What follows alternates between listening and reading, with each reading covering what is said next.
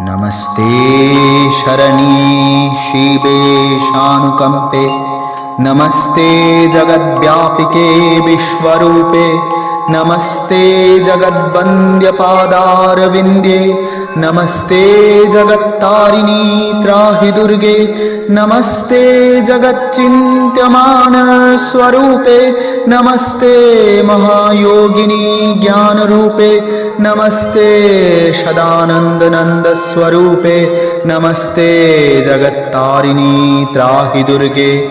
अनाथस्य दीनस्य तृष्णातुरस्य भयार्तस्य भीतस्य बन्धोस्य जन्तो त्वमेका गतिर्देवी निस्तारकर्तृ।